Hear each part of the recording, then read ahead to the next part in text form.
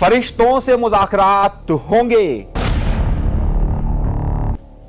MQM का यौमे शहदा फिर गिरफ्तारियां मीडिया। कुछ सवालात। मौलाना के लिए दुनिया आसान नहीं है। इशरत का शो फिर बढ़ गया। ये इक़्तिदार की मुंतकली बांग्लादेश, शाम, पाकिस्तान। अपने प्रोग्राम का बाकायदा आगाज करते हैं अपने परवरदिगार के शुक्र से। गुज़िश्ता 2 दिनों से पूरे मुल्क की सियासत, इंटरनेशनल सियासत और खास तौर पे कराची शहर की सियासत अपने उरूज पर नजर आई। हर लम्हे बदलती हुई सूरत हाल पर हमारे एक दोस्त ने बड़ा अच्छा तबसरा किया और उन्होंने ये कहा कि आजकल कराची का मौसम कुछ इस तरह का हो गया है कि अगर मसाजिद में नमाज पढ़ने के लिए जाया जाए तो कुछ लोग ये कहते हैं कि जनाब पंखे खोल लीजिए, गर्मी हो रही है, और कुछ लोग ये कहते हैं कि जनाब सर्दी है, पंखे बंद कर दीजिए।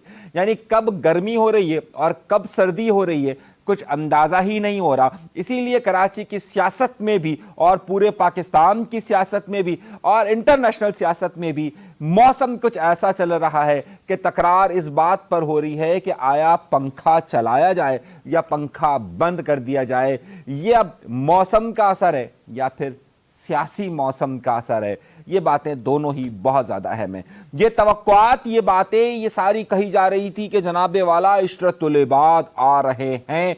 हर महीने की तारीख, कभी ये तारीख, कभी वो तारीख, फिर तारीख, फिर तारीख और फिर तारीख। लेकिन उसके साथ साथ फिर आहिस्ता आहिस्ता उनकी सियासी सरगर्मियां शुरू हुई। मेरी पहचान पाकिस्तान के नाम से उन्होंने प्रोग्राम शुरू किए। तवक्कुआत ये कही गई कि एमक्यूएम से ही वाबस्ता कई लोग उसमें शामिल होना शुरू हुए। और फिर अब जिस तरह मैंने अपने पिछले प्रोग्राम में कहा था कि इतवार के दिन यानी कि 8 दिसंबर को उनकी तरफ से ऐलान हुआ कि अब बाकायदा वो ग्राउंड में उतर रहे हैं। हम सब के लिए सवाल ये था कि मीडिया को जिस तरीके से दावत दी जा रही थी और जिस तरीके से कहा जा रहा था कि जनाब बहुत बड़ा प्रोग्राम होगा और उसमें इशरतुल इबाद साहब जो हैं वो खिताब करेंगे, तो सबकी नज़रें, सबके कान, सब कुछ वहीं पर मौजूद था कि हो क्या रहा है। ये जो फुटेजेस मैं आपको दिखा रहा हूँ इसमें आप वाज़े तौर पर देख सकते हैं कि इस पंडाल सज चुका था, स्टेज लग चुका था, कुर्सियाँ लग चुकी थी और बस आने का इंतज़ार था। प्रोग्राम का वक्त शाम का दिया गया था और करीबन कोई 4 बजे के करीब 4-5 पुलिस की गाड़ियां आती है। एक एसएचओ साहब आते हैं, नाम उनका मेरे ख्याल से शायद ज़ीशान कुरैशी कुछ ऐसा होगा। वो आते हैं और एकदम से कहते हैं जनाब प्रोग्राम नहीं होगा। और उसके बाद थोड़ी सी बहस होती है और अगले 5 मिनटों के बाद कुर्सियां सिमटना शुरू हो जाती है। आवाज़ें आना शुरू होती है कि जनाब एक एसएचओ और एक फोन की मार है कि प्रोग्राम बढ़ गया। तो क्या इशरतुल इबाद का प्रोग्राम बढ़ गया, जिसके मुतालिक ये तवक्कुआत, ये बातें कही जा रही थी कि जनाब वो बहुत जल्द आ रहे हैं और तमाम मामलात तो कर रहे हैं। हमने सारा सिलसिला देखा और बाकायदा ये जो सारी फुटेजेस आपके सामने नज़र आ रही हैं ये आपको बता रही होगी कि जनाब ये प्रोग्राम ख़त्म हो चुका। सब लोगों को घरों के लिए जाने का कहा गया। मीडिया जिसको ये दावत दी गई थी कि जनाब हर जगह पर अब प्रोग्राम होगा और आप सबको इसकी कवरेज करनी है, बहुत आवाम होगी, कुर्सियां करीबन कोई 500 के करीब कुर्सियां थी और यकीनी तौर पर इस वक्त एक नई जमात के लिए ये एक बड़ा ही हदफ था कि अब वो इसको फिल किस तरीके से करती है और कैसे करती है, मगर ये सब कुछ नहीं हो सका। तो क्या अब इशरतुल इबाद की सरगर्मियों पर पाबंदियां होंगी और इशरतुल इबाद अब उस तरीके से सरगर्मियां नहीं कर सकेंगे? ये एक बड़ा ही सवाल पैदा हो रहा है। और ये जो कहा जा रहा था कि जनाब कोई बहुत बड़े ही हाथ के साथ इशरतुल इबाद साहब आ रहे हैं और सारे मामलात और सब देखिएगा जल्द कंट्रोल हो जाएगा, क्या वो सब बढ़ गया या फिर शेर अफजल खान मरवत की ज़बान ने वाकई में बढ़ चुका है कि बढ़ चुका है या नहीं बढ़ चुका है? अब इसका फैसला आइंदा दिनों में होगा। अब इसके बाद इशरतुल इबाद की जमात या इशरतुल इबाद का ग्रुप या इशरतुल इबाद खुद अब आगे अपनी सियासी सरगर्मियां वाकई में कर सकेंगे या नहीं कर सकेंगे। अब उस हवाले से हमने इनके जो मरकजी लोग हैं कि जिस उनसे कुछ से रब्ता किया और हमने पूछा कि जनाब क्या ये शो बढ़ गया, तो उन्होंने कहा कि नहीं जी, असल में इशू ये है कि नेक्टा कवानीन के मुताबिक हमें पाबंदी रिटर्न में लेनी चाहिए थी। हमने डीसी साहब से वर्बल पाबंदी ली थी, تاحال کیونکہ ہمارے پاس ریٹرن میں نہیں تھی اجازت اور ہم تو ایک علاقائی پروگرام کر رہے تھے, ہمیں نہیں معلوم تھا کہ اس کے لیے سارا سلسلہ ہوگا, اس وجہ سے یہ بڑھ گیا. لیکن آپ کو معلوم ہے کہ اگر آپ کے پاس اجازت نہ بھی ہو لیکن اگر آپ کے پاس آشرواد ہو تو بہت سارے معاملات خود بخود حل ہو جاتے ہیں. لیکن صورتحال شاید ابھی ان کے لیے اتنی آسان نہیں ہے جتنی آسان سمجھ رہے ہیں, اور اب تک جو لوگ قریبی ہیں وہ قریبی ہیں اور شاید ان کے لیے یہ موقع میسر نہیں ہے. اچھا, کیونکہ یہ پروگرام مجھے 8 تاریخ کو ہی کرنا تھا لیکن بہت ساری وجوہات اور میں خود کیونکہ سفر میں تھا تو بہت سارے معاملات کو نہیں دیکھ سکا. اس کے ساتھ ہی 8 اور 9 تاریخ کے لیے یہ باتیں بہت زیادہ گردش کرنے لگی تھی کہ جناب 9 تاریخ کو ایم کیو ایم کا یوم شہداء ہے, اور اس بار بھی ایم کیو ایم پاکستان اور ایم کیو ایم لندن اپنے یعنی ویسے تو یوم شہداء پہلے ایک ہی دن منایا جاتا تھا لیکن دونوں علیحدہ علیحدہ منائیں گے. شہر بھر میں اور پاکستان کے سوشل میڈیا میں یہ باتیں گردش کر رہی تھی کہ جناب میڈیا کو جس طریقے سے عشرت العباد صاحب نے بڑی دعوت دی تھی, بالکل اسی طریقے سے لندن کی طرف سے بھی یہ دعوت دی گئی تھی کہ ہم 9 دسمبر کو ہی منائیں گے. اب اس میں کیا ہوا وہ اس کی میں تفصیلات آپ کو بتاتا ہوں, لیکن ایک دو اور بڑی خبریں ذرا سی میں ایڈ کر لوں اور اس کے بعد ہم گفتگو کو آگے لے کے چلتے ہیں. اس کے ساتھ ساتھ ہی ایک خبر جس کے بارے میں بہت دنوں سے کام کر رہا تھا وہ لیکن میری مصروفیات کچھ ایسی تھی اور میں اس پہ کام میں بات نہیں کر سکا, اور وہ تھا مولانا فضل الرحمان صاحب کا. آج مولانا فضل الرحمان صاحب نے بڑی دھواں دھار پریس کانفرنس کی ہے اور مولانا فضل الرحمان صاحب کا غصہ بالکل ان کے چہرے سے آیا تھا, ان کی باتوں سے آیا تھا اور ان کے لب و لہجے سے آیا تھا, اور خاص طور پر وہ اس بات کا گلہ کرتے ہوئے نظر آ رہے تھے کہ جناب علماء کرام کو ایک دوسرے سے لڑایا جا رہا ہے. اب معاملہ کیا ہے, میں نے اس حوالے سے پہلے ایک بہت کام کر چکا تھا, میں نے کئی ویلاگز بھی اس پر کیے تھے لیکن اس وقت شاید میری بات کو اتنا سنجیدہ نہیں لیا گیا تھا, لیکن اب کیونکہ یہ ایشو بن چکا ہے تو لوگ اس کو بڑا سنجیدہ لے رہے ہیں. جب یہ قانون پاس کیا گیا تھا اور جب 26ویں آئینی ترمیم ہو رہی تھی تو اسی دن جو سب سے پہلے 2 جمعیت علماء اسلام کے بل تھے, جس میں ایک بل یہ تھا کہ جناب سود کے نظام کا خاتمہ 2028 تک کیا جائے, اور جو دوسرا تھا وہ سوسائٹی ایکٹ کے تحت مدارس کی رجسٹریشن کا معاملہ تھا. میں نے اسی وقت اس پر پروگرام کیا تھا اور میں نے کہا تھا کہ یہ بڑا کمپلیکیٹڈ ایشو ہے, یہ اتنی آسانی سے حل نہیں ہوگا, لیکن شاید اس وقت مولانا فضل الرحمان صاحب کو بھی سمجھ میں نہیں آ رہا تھا اور اس وقت موجودہ حکومت کو بھی سمجھ میں نہیں آ رہا تھا اور کچھ لوگوں کو اور بھی سمجھ میں نہیں آ رہا تھا. جس دن یہ سوسائٹی ایکٹ کا معاملہ ہوا اور جس دن 26ویں آئینی ترمیم ہوئی, میں نے اس کے اگلے دن ہی اس پر شو کیا تھا اور میں نے کئی مدارس کے علماء کرام سے بات کی تھی کہ جناب یہ کیا ٹھیک ہے. انہوں نے اسی وقت کہا تھا کہ یہ مولانا فضل الرحمان صاحب نے نہ جانے کیوں کیا ہے لیکن ہم اس کے حمایت نہیں کرتے ہیں. اب میں نے اس وقت ان سے پوچھا تھا تو انہوں نے کہا تھا کہ سن 2019 میں کیونکہ ہماری 14-15 سال تک رجسٹریشنیں رکی ہوئی تھی تو ہم نے یہ کیا تھا کہ ہم نے گورنمنٹ سے بات کر کے, اس وقت تحریک انصاف کی حکومت تھی, ان کے ساتھ ہمارا ایک سمجھوتا ہوا تھا اور اس کے تحت ہم نے ان سے گارنٹی مانگی تھی کہ آپ اس معاہدے سے نہیں ہٹیں گے. تو انہوں نے گارنٹی کے طور پہ اس وقت جنرل باجوہ صاحب سے ہماری ملاقات کروائی تھی اور ایز اے فوج انہوں نے گارنٹی دی تھی کہ یہ معاہدہ رہے گا. اس کے تحت جو مدارس ہیں, مدارس کی رجسٹریشن کا معاملہ تمام وزارتوں سے ہٹا کر محکمہ تعلیم کے پاس ہوگا اور محکمہ تعلیم ہی اس کی رجسٹریشن کریں گی, جس کے تحت قریباً کوئی 22,000 کے قریب مدارس نے یہ رجسٹریشن کروائی تھی اور ان کا بورڈ کے ساتھ تعلق تھا.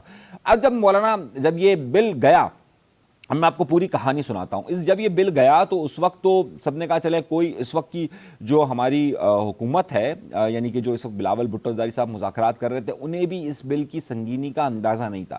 لیکن جب یہ بل گیا تو اس کے بعد ایک مسئلہ کھڑا ہو گیا کہ وہ علماء کرام کے جو کہ یہ چاہتے تھے کہ ان کا تعلق یعنی ان کے مدارس کی رجسٹریشن محکمہ تعلیم کے ساتھ ہی ہو اور ان کے لیے کام آسان ہو جائے, تو انہوں نے اس پر مخالفت کرنا شروع کر دی. اب ظاہر علماء کرام ایک طرف مولانا فضل الرحمان صاحب تھے اور دوسری طرف جو ہے وہ تمام علماء جس میں تمام مدارس تمام مکتب فکر کے لوگ تھے, وہ یہ کہہ رہے تھے کہ جناب نہیں ہم تو اس سے نہیں مانتے. اچھا, اب یہ ایشو اتنا بڑھ گیا کہ اب ظاہر بڑے اثر و رسوخ کے لوگ ہیں, صرف مولانا فضل الرحمان صاحب ہی مدارس کی ترجمانی نہیں کرتے, ظاہر جو اصل میں مدارس کے کرتا دھرتا تمام لوگ ہیں وہ اس پر کافی تشویش کا اظہار کر رہے تھے. اس میں جامعہ الرشید ہو, اس میں دیگر مدارس کے لوگ ہوں, وہ یہ کہہ رہے تھے کہ جناب ہم سوسائٹی ایکٹس میں نہیں جانا چاہتے, ہماری جو رجسٹریشن کا ابھی سلسلہ ہے وہ ٹھیک ہے. اب حکومت نے بل تو اس دن پاس کر دیے, اب صدر صاحب کے پاس گئے تو یہاں سے باقی تمام علماء کرام اس پر انہوں نے اپنا ایک سٹینڈ لے لیا کہ بھائی 14-15 سال کی محنت کے بعد اب مدارس کی رجسٹریشن کا سلسلہ ہمارے لیے شروع ہوا ہے تو اب ہم کیسے کر لیں. اچھا یہ معاملہ پیورلی حکومت کی انتظامی طور پر اور مدارس کے درمیان کا تھا. مولانا فضل الرحمان صاحب نے شاید اس وقت مختلف اور مدارس سے کہ جس طریقے سے 2019 کے اندر اس وقت عمران خان کی گورنمنٹ نے جس طریقے سے تمام علماء کرام کو آن بورڈ لے کر سب کے دستخط کروائے تھے, ہوا یہ کہ اس بار وہ کام نہیں ہو سکا اور مولانا فضل الرحمان صاحب نے اپنی کمیونٹی یعنی کہ جو مدارس کی کمیونٹی ہو جس میں ان کا کافی ہولڈ ہے ان سے بات چیت کیے بغیر یہ معاملہ کر دیا. تو اب جب بات چیت کیے بغیر یہ معاملہ ہو گیا تو دوسری طرف سے تمام لوگ کھڑے ہو گئے. اب حکومت کے لیے خاص طور پہ اور اسٹیبلشمنٹ کے لیے بھی خاص طور پہ یہ بڑا تھا کیونکہ جب یہ معاہدہ ہوا تھا تو اس وقت تمام علماء کرام نے کہا تھا اور اس وقت ان کی گواہی ان کی ضمانت لی گئی تھی تو وہ تمام علماء کرام نے رابطے شروع کر دیے اور انہوں نے کہا کہ جناب یہ کیا بات ہے کہ جب ہم نے 14 سال کی محنت کے بعد ایک قانون ہم نے پاس کروا دیا تھا اور ہم جو 18,000-20,000 قریب مدارس ہیں اب اس کے تحت رجسٹرڈ ہیں تو آپ کس طریقے سے یہ کام کرنا چاہتے ہیں. اگر تو پھر آپ یہ کیجئے کہ اسے ایکٹ کو بدلیے اور اس میں جو لوگ محکمہ صنعت و تجارت یعنی سوسائٹی ایکٹ کے ساتھ جانا چاہتے ہیں مولانا صاحب کی خواہش کے مطابق ان کو الگ کر دیجئے اور ہمیں الگ کر دیجئے. اب حکومت کے لیے یہ بڑا پریشان کن مرحلہ آ گیا اور حکومت یہ کہنے لگی کہ اب کیا کرے کیونکہ اب دو طرف کے مدارس ہی آپس میں ایک دوسرے کے سامنے ہو گئے. اب انہوں نے حکومت نے کہا کہ جناب یہ تو ابھی پاسبل نہیں ہو رہا کیونکہ اگر وہ یہاں سے اسے بدلتے ہیں تو دوسرے علماء کرام سارے میدان میں آنے کے لیے تیار تھے کہ اب وہ بھی اپنا پروٹیسٹ کر سکتے ہیں. انہوں نے کہا کہ چلیے مولانا کو اس بات کے لیے راضی کر دیا جائے گا کہ چلیے دونوں کی بات مان لیتے ہیں. لیکن مولانا صاحب نے آج جس طریقے سے پریس کانفرنس کی ہے اس سے لگتا ہے کہ مولانا صاحب ان باتوں کو تسلیم کرنے کے لیے تیار نہیں ہے.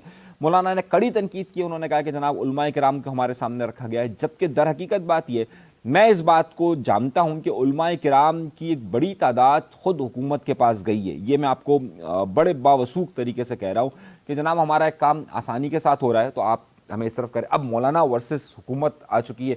مدارس کی رجسٹریشن تو ہو رہی ہے, صرف مسئلہ یہ ہے کہ اسے کس وزارت کے انڈر میں ڈالا جائے. ایک تعداد یہ کہتی ہے کہ جناب ہمیں وزارت تعلیم کے ساتھ رکھا جائے اور مولانا صاحب کا موقف یہ ہے کہ جناب ہمیں اس کے ساتھ رکھا جائے. اب ایشوز بہت زیادہ ہے اور اب اس کمپلیکیشن میں حکومت پھنس گئی ہے کہ حکومت کیا کرے اور مولانا کا سارا زور حکومت اور دیگر متعلقہ حلقوں پر یعنی کہ اسٹیبلشمنٹ کی طرف دیے کہ جناب وہ ان کی بات مانیں.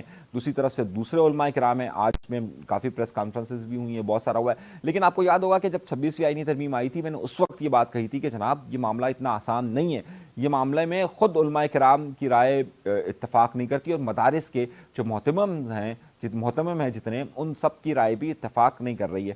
اب خیر اب یہ کشیدگی کا باعث بنے گی اور اب یہ ایک سیاسی مسئلہ بنتا جا رہا ہے جبکہ یہ پیورلی انتظامی معاملہ ہے. تو اور خود علماء کرام کی تقسیم بھی اس سے بڑھتی جا رہی ہے.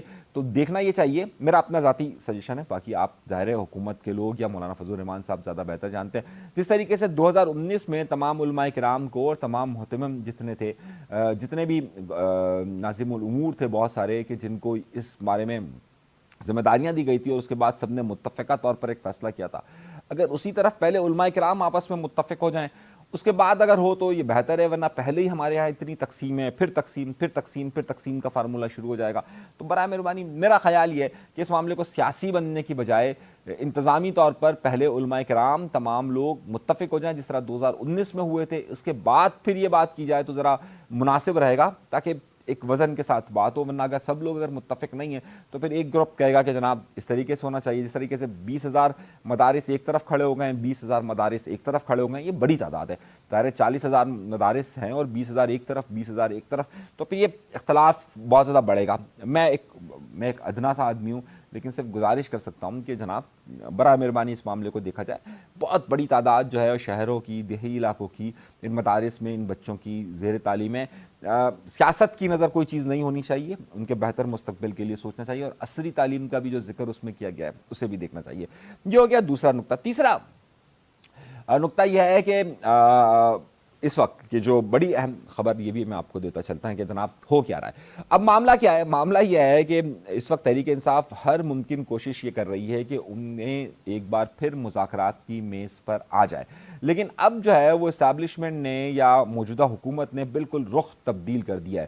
وہ جو مذاکرات کی بات چیت چیزیں کچھ آگے بڑھ رہی تھی تو اب وہ بالکل ہی رد ہو گئی ہے, جس کے بعد خان صاحب کا رویہ بھی تیزی کے ساتھ بڑھتا ہوا جا رہا ہے. وہ تیز کر رہے ہیں، اور دوسری طرف سے جو ہے وہ حکومت اور مقتدرہ قوتیں بھی ظاہر ہے اس کو اس طریقے سے موقع نہیں دے رہی ہے۔ اب صورتحال یہ آ گئی ہے کہ خود تحریک انصاف یہ کہہ رہی ہے کہ جناب اب ہم انسان ہو یا فرشتے ان سے مذاکرات کے لیے تیار ہیں۔ عمر ایوب صاحب کا یہ سٹیٹمنٹ آیا۔ اب ظاہر ہے وہ جس طرف اشارہ کر رہے ہیں، انسانوں کا مطلب وہ حکومت لے رہے ہیں اور فرشتے کا مطلب جو ہے وہ اسٹیبلشمنٹ لے رہے ہیں، لیکن اسٹیبلشمنٹ ان سے کسی بھی سطح پر مذاکرات کے لیے حامی نہیں بھر رہی ہے۔ خود تحریک انصاف کا یہ موقف سامنے آ رہا ہے۔ اب وہ حکومت سے کیا مذاکرات کرے گی اور حکومت کے پاس کیا اتنا زیادہ سپورٹ موجود ہے؟ تو میرا خیال ہے کہ نہیں ہے، کہ جناب حکومت آئسولیشن میں یعنی اکیلے مذاکرات نہیں کر سکتی ہے، اور نہ ہی اس کی اس وقت صورتحال نظر آ رہی ہے۔ خان صاحب کے لیے ظاہر ہے اب مشکلات میں اضافہ ہوگا۔ آج سپریم کورٹ کے جو فیصلے آئے جس کے مطابق فی الحال انہوں نے جو فوجی عدالت ہیں اس کا معاملہ جب تک دیگر عدالتوں کا فیصلہ نہیں ہو جاتا تب تک فوجی عدالتوں کے معاملے کو پھر انہوں نے روک دیا ہے۔ تو ظاہر ہے دونوں طرف کی مشکلات ہیں، لیکن اس مشکلات میں آسانیاں اس وقت تحریک انصاف کے لیے ہرگز نظر نہیں آ رہی ہیں۔ اس میں فیصل واوڈا کی آمد کا وہ میں کسی اور پروگرام میں اس کو ذکر کروں گا، لیکن فی الحال یہ چار بڑی خبریں۔ ایک اور خبر جو کہ کراچی شہر میں بہت زیادہ گردش کرتی رہی، حیدرآباد میں بہت زیادہ گردش کرتی رہی، پورے سوشل میڈیا کے اندر بہت زیادہ گردش کرتی رہی، کہ 9 دسمبر کو ایم کیو ایم کا ایک یوم شہداء ہوتا ہے۔ اس میں ایم کیو ایم پاکستان الگ اب اس کو سیلیبریٹ کرتی ہے، ایم کیو ایم لندن اس کو علیحدہ سیلیبریٹ کرتی ہے۔ دونوں ایک ساتھ پہلے ایک زمانے میں کرتے تھے، لیکن اب کوئی بھی ایسے ایونٹ ہے یہاں تک ان کا یوم تاسیس بھی ہے تو دونوں الگ الگ طریقے سے سیلیبریٹ کرتے ہیں۔ پورے سوشل میڈیا کے اندر یہ خبریں بے تحاشا گردش کر رہی تھی کہ کیا ہوگا۔ اچھا، ہماری اطلاعات کے مطابق 8 اور 9 کے درمیانی شب یا ان دنوں کے اندر کراچی میں کوئی ایسی گرفتاریاں جسے بڑی گرفتاریاں کہا جا سکتا ہے وہ نہیں ہوئی تھی۔ اچھا، اب ایم کیو ایم لندن کی طرف سے بار بار یہ میسیجز آئے جا رہے تھے کہ جناب میڈیا اس کو مکمل طور پر کور کرے، ایک بڑا ایونٹ ہونا چاہ رہا ہے اور وہاں پر ان کے لوگوں کی تعداد پہنچے گی۔ اب 8 اور 9 کی درمیانی رات سے ہی وہاں پر پولیس اور رینجرز کی بھاری نفری وہاں پر موجود تھی، اور یہ کہا جا رہا تھا کہ جناب کوئی بڑا ایونٹ ظاہر ہے یہاں پر اتنی بڑی نفری کے ساتھ نہیں ہو سکے گا۔ اب ہوا یہ کہ 9 تاریخ کو دوپہر کے وقت وہاں پر ان کی خواتین اور ان کے لوگ پہنچے۔ خاص طور پر اس وقت جو لوگ ان کے پہنچے وہی جو منظر پر ہیں، یعنی کہ اس میں نثار پنور صاحب، دکائی صاحب یا دیگر یہ لوگ سارے پہنچے تھے اور خواتین کی ایک تعداد پہنچی تھی۔ انہوں نے اپنا جسے آپ پروٹیسٹ کہہ لیں یا ان کی جو دعائیہ تقریب ہے وہ بہرحال اپنا ایک رجسٹرڈ کروایا انہوں نے، اور رجسٹرڈ کروانے کے بعد وہاں ان کی پولیس کے ساتھ نوک جھونک بھی ہوئی، کیونکہ رینجرز پیچھے تھی، پولیس کے ساتھ ان کی نوک جھونک بھی ہوئی۔ اچھا، جب میری اطلاعات اب کیونکہ اس وقت میں کوئی 4 بجے کا وقت ہے، مجھ تک جو ابھی تک اطلاعات پہنچی ہے اس اطلاعات میں ان کی کچھ لوگوں کو حراست میں لیا گیا ہے۔ اچھا، یہ حراستیں رات کے وقت نہیں ہوئی بلکہ دن کے وقت اس جگہ سے ہوئی ہے، حراست میں لیا گیا۔ خواتین کہ ابھی تک میرے پاس کوئی رپورٹ نہیں ہے، خواتین حراست میں نہیں آ سکی۔ میڈیا کوریج جو ہے وہ ان کو جس طریقے سے ٹی وی چینلز پہ اس وقت انہوں نے جس طرح سے کہا تھا کہ ہوگی وہ نہیں ہو سکی ہے۔ اب صورتحال یہ ہے کہ بہرحال انہوں نے اپنا جو پروٹیسٹ آپ کہہ لیجئے یا جو تقریب کی جو چیزیں ہیں وہ انہوں نے اپنے آپ کو رجسٹرڈ وہاں پر کروا دیا ہے، اور رجسٹرڈ کروانے کے بعد اب دیکھنا یہ ہے کہ صورتحال کس طرف جاتی ہے۔ یہ ایک بڑا اہم معاملہ ہے۔ ایونٹس ہوتے ہیں ان کے مختلف ایونٹس میں مختلف وقتوں میں یہ لوگ نکلتے رہتے ہیں، ابھی بھی یہ لوگ نکلے ہیں۔ تعداد اس وقت کاؤنٹ نہیں ہوتی ہے، اور اس وقت جب اس طرح کی صورتحال ہوتی ہے تو یہ کاؤنٹ ہوتا ہے کہ جناب پریزنس کتنی ہے، پریزنس ہوئی یا نہیں ہوئی۔ تو وہ پریزنس بہرحال انہوں نے دے دی ہے۔ خبر کے حوالے سے یہ ایک بہت زیادہ سوشل میڈیا پر وائرل تھی۔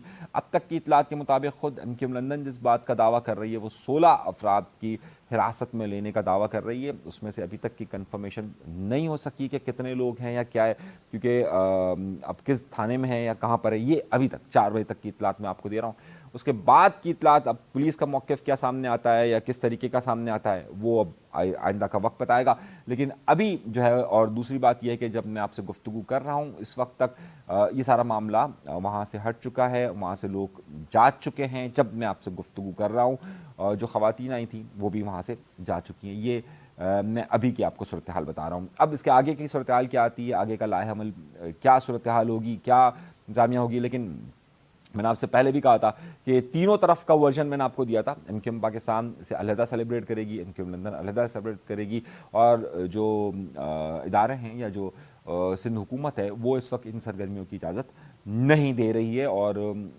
इसके जो ये एक अंदाज़ा था कि जनाब ये गिरफ्तारियों का अमल तो यहाँ पर रहेगा। ये हो गई यहाँ तक की खबरें। अच्छा, अब कुछ और खबरें भी हैं इसमें, लेकिन हम कोशिश ये करेंगे कि हम इसे आपको अगले वीलॉग्स में बताएं कि जनाब ये जो फैसल वावड़ा साहब आए थे एमक्यूएम के दफ्तर में, तो उसकी सूरत हाल क्या हुई शाम में जो कुछ। अच्छा, ये शाम का बड़ा मामला चल रहा है। शाम में मैंने ही आपको, शायद उस वक्त तक तो पाकिस्तान का मीडिया और सोशल मीडिया सो रहा था, मैंने आपको इसकी पूरी डिटेल बताई थी कि किस तरीके से ये जमात जो है वो इस वक्त बशारुल असद के बहुत ज़्यादा करीब आ रही है।